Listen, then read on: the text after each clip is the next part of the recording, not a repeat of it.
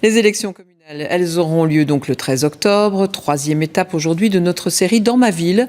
Nous nous arrêtons à Charleroi, ville qui devrait changer de bourgmestre puisque Paul Magnette n'est plus en tête de liste. Une ville aussi où le sentiment d'insécurité est au centre des débats. La drogue, la mendicité sont visibles à tous les coins de rue. Alors quelles sont les solutions à long terme?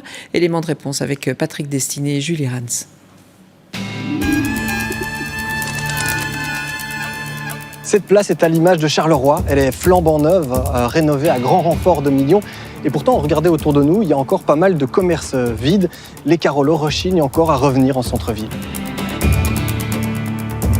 Plus de 100 millions ont été investis pour améliorer le cadre de la ville haute. L'image de Charleroi, ville dangereuse, visiblement lui colle à la peau.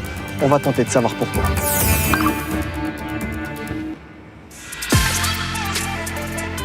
Je m'appelle Simon Gérard, je travaille à la rédaction de Charleroi. En quelques années, le visage de ma ville a changé. Une gare rénovée, un palais des expositions remis à neuf et une université. Vu d'en haut, Charleroi est en plein renouveau.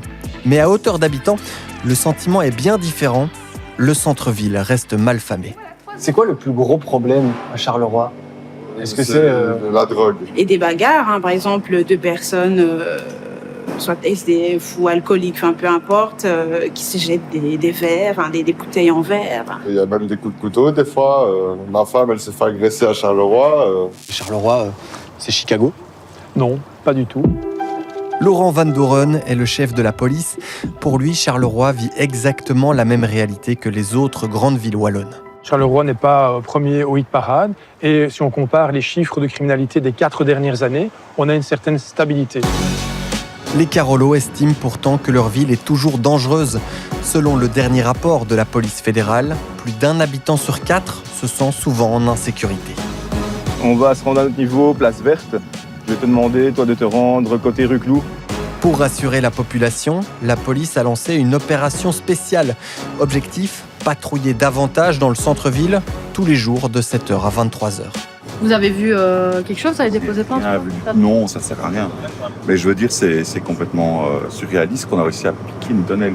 Elle était derrière la remorque, elle était fermée. Bilan de l'opération, 16 000 personnes contrôlées, 700 arrestations administratives, 3 kilos de drogue saisis. Est-ce que vous voyez souvent la police? Oui, on les voit régulièrement. Ils essayent, je pense qu'ils font leur boulot. Maintenant, je ne sais pas ce qui se passe après, mais je les vois passer, je les vois passer en vélo, je les vois passer en voiture, des rondes, mais c'est pas assez. C'est pas assez parce que je vois la police, mais je vois encore des dealers. La présence policière est amenée à évoluer dans les prochains mois. Les soucis liés à la drogue et à la mendicité se déplacent. Est-ce que vous espérez un mieux dans les prochaines années ou j'espère un mieux, pas dans les prochaines années, dans les prochains mois. Parce qu'il y a l'université qui ouvre derrière. Je pense que ça peut amener du dynamisme à la ville haute. Mais si à côté on me dit je n'ose pas traverser la rue pour venir chez vous, ça va pas. Charleroi, transformé mais pas encore redynamisé. La police aura son rôle à jouer avec les moyens disponibles, car elle a du mal à recruter.